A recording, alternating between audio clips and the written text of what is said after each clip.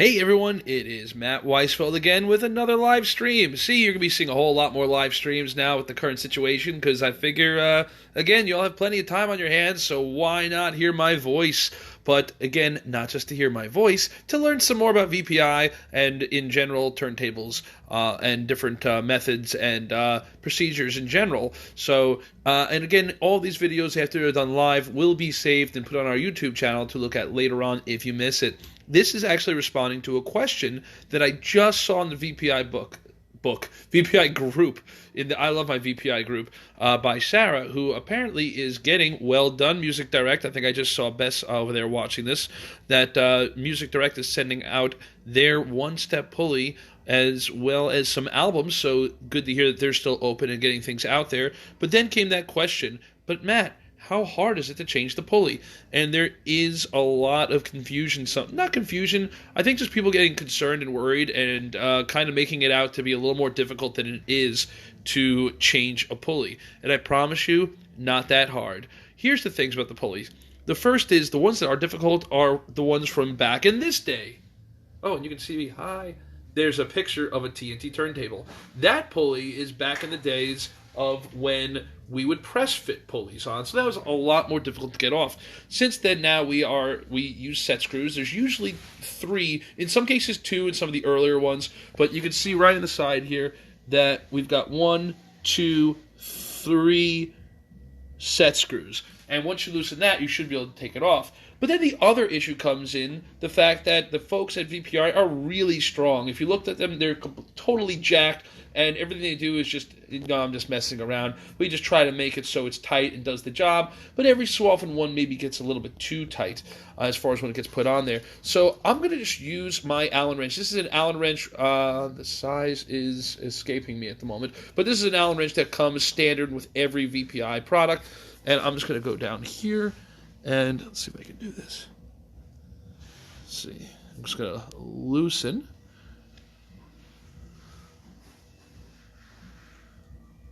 So hard to do with one hand. There we go. Loosen one.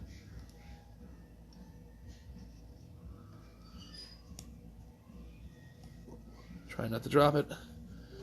Loose. And again, the toughest part is the fact that I'm doing it with one hand, so if I didn't have this camera, it would be good to go. I know, I need a tripod. I actually have it at the VPI house, which is not helping me here. Loosen the next one. Loosen the third one. Now, I might be in good shape. If I'm strong, I might be able to take this and lift it. Oh, look at that. That just came right. Oops. No, anyway, it's got that off, so I was in good shape. But now, let's, for argument's sake, say that I tried to take this off and it was super tight. We have a hack for that, hence why we're doing the video, to show you how easy it is to put on. And I took a roll of paper towels, which I know is in high demand now. Not as much as toilet paper, but still a big deal. So I'm going to take a piece, and I'm just going to fold it up. Just like that there. Put it right here, and again, this will be really easy because this one actually is not a problem. Take care, man. Now I'm going to take a flat head, put it right underneath here, and get a little difficult with one hand. Just lift it up. Ooh, it's really like pointless to do because this thing is already loose. But so then you can take this, pop it up, and I kind of need 2 hands, so put that like that. Oh. So put it underneath and comes up. So again, I just used the paper towel. The paper towel was to keep from blemishing and hurting it. Right, Melinda? It's just so easy that even a child can do it. So we take that, put it there, use the flathead, it pops right off. So I just took this off. I'm good to go. Put that there, and now I take, yay, thanks, amazing dealer, or whoever got me my one-step pulley, and it fits right on. So you just drop it on like that, and you're already halfway there. And then from there with this, we're going to decide to come into the X. Melinda, why does it have a feeling that there's someone else using your account right now and speaking on your behalf? So I put that on there. I'm going to take that same Allen wrench. I'm going to go right back in. Realize I'm trying to lose some lighting out there. And going to just put my Allen wrench in, and I'm just going to tighten it up. Now, this is where there's, again, more confusion. Confusion is the wrong word. People going overboard thanks to the forums. Perfect world if you have like, oh, wow, flutter meter, you want to use that, but not everybody has that. So instead, I'm just going to tighten this guy until it's hand tight. And once you make it hand tight with all 3 set screws, then you want to go again and just give it like a little bit more of a half a turn to make it tight. And then you should be in good shape. When you turn it on, the only reason you'd have an issue is if you turn it on and you can actually see the pulley flying all over the place. Because you don't want to tighten up one set screw so much that it's pulling the pulley towards the spindle's pulling in one direction. And that's how you quickly and easily change the 2-step pulley to a 1-step pulley. And this is something that you would want to do if you have a speed box, being an ADS, an SDS, or even a PLC if you still have one. Although those PLCs are older than me. So if you want to have a little reminder of mortality, just remember, if you have a PLC, that's from before I was born.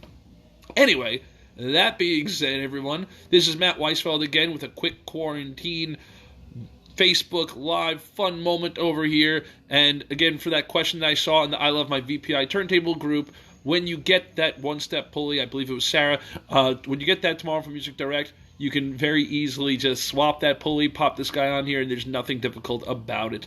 And, okay, good question about the SDS and ADS. SDS was the original Speedbox VPI made, older technology. It was definitely state-of-the-art of the day, and of that day it was like 1992 or something when it was made. And it really was just to control the speed. It had a readout. You hit the button, and you'd be good to go. And the nice thing about both the SDS and the ADS is that they both lock in at 60 hertz, because your wall outlet is supposed to be 60 hertz, but we all know, well, not actually, I didn't know this before all this stuff, so it's not really a commonly known thing. That's actually just an average. So your wall outlet being 60 hertz, it's actually reading at like 59.5, at 60.1. I don't know, I'm making up arbitrary numbers. But so 60 hertz is an average. When you have an SDS or ADS, that's when you're actually locking in at 60 hertz. So that's one really cool thing there to just keep it locked in by getting clean power. And then there's other products that are not speed boxes that do similar things like that. And then the other aspect of the speed box, giving you the ability to change from 33 and 45. The original SDS was using a digital aspect of it, and again, state-of-the-art at the time, and as we went along, it became more pricey, and the technology was older, and while it still did the job, there's plenty of SDSs out there that totally rock out. Once we brought Mike Bettinger on board, our electric engineer and grand poobah of anything electronics, direct drive-wise, phono stage, and speedbox-wise, that's when he looked at it from a different direction, and did the ADS analog drive system to have a speedbox with a fully analog driven system. When we first did the listening, we heard it almost immediately. It was a little more open on the sound stage, larger sound, and just really sounding great right off the bat. And that was Mike's prototype, which really looked like a Frankenstein product. So it just went from there with it. But both products do the same thing. The ADS in its current base form does not have a readout. Actually, we were totally on track to having this set actually about 4 weeks from now, 3-4 weeks from now, but everything going on with the coronavirus, all projects like that are just on hold, to be determined. At this stage, we've noticed that all of our suppliers and partners in the state of New Jersey are able to stay open and are able to keep providing product. And again, good news at the moment, we are also able to stay open, and I guess we are essential. So that's right, everybody. All the people who said things about your music before, you let them know that we matter. Our music matters. So we are still up and running. Unfortunately, not all of our suppliers were that lucky. All of our Pennsylvania suppliers, New York suppliers, as it stands, nothing's coming out of them, which at the same time, staying safe and staying healthy is the first priority. And but hey, listen to music during the quarantine is the best option all around. And then quickly, a question that just came up was about the benefits of having 3 belts. And what I used to say and still call it, in a way, Having 3 belts is, we call it the poor man's rim drive, because a rim drive motor assembly can be expensive. Back in the day, it was actually, I think it's $2,000 for the dual motor flywheel rim drive assembly, and that gets a little pricey, and you still need the speed box to go along with it. Whereas if you have an ADS or an SDS and a one-step pulley, you can experiment with 1, 2, or 3 belts, and it just gives you that dynamics and a little bit more drive with the bass, and just gives you that rim drive sound without the fidgetiness of a rim drive. And I love how a rim drive sounds, but I'll be the first to admit that a rim drive can be a pain. It can definitely have issues to deal with, because now you have to deal with taking that rim and putting it on the platter every single time. Well, you're supposed to do it every single time. Most people don't. Then you can get a flat tire with the rim, then get a thumping sound. And these are all things just from the tweakiness of the rim drive. Nothing into the world. It's just things you have to keep looking at. The nice thing about a belt is once you set it, you're good. Same thing with direct drive. You hit the button, starts up, and you go. I'm kind of going all over the place with this, but the overall moral is, if you have a speed box and if you have a one-step pulley, I strongly suggest experimenting and finding your own preference from 1 to 2 to 3 belts. We actually had a guy who custom, I don't even know how he did this. He ended up adding, I think it was 6 belts to his HRX. Totally overkill, but he liked it, so hey, I hope he's enjoying that rig during the quarantine. So again, folks, I hope you enjoyed seeing how to switch the pulley from a 2-step to a 1-step pulley. Keep sending questions and throwing things out there as they see them and they come up. I will gladly throw live streams up there to be a little more informative, and again, just to help us all connect. And next week, we have a VPI house party planned. More information on that as we come along. But we figured, the VPI house is sitting there nice and lonely, and we need to have a whole bunch of people from, your own homes nice and safe there. So we will be having an event coming up this upcoming week, and more information on that. Again, this is Matt Weisfeld of VPI Industries. Stay safe. And anyone who's watching that previous video, Shiloh was totally fine. And I look back at the video, it was totally my fault. I was 100% the reason that snow globe fell and broke and shattered all over this floor. And Shiloh was devastated that it was broken, but she'll get over it.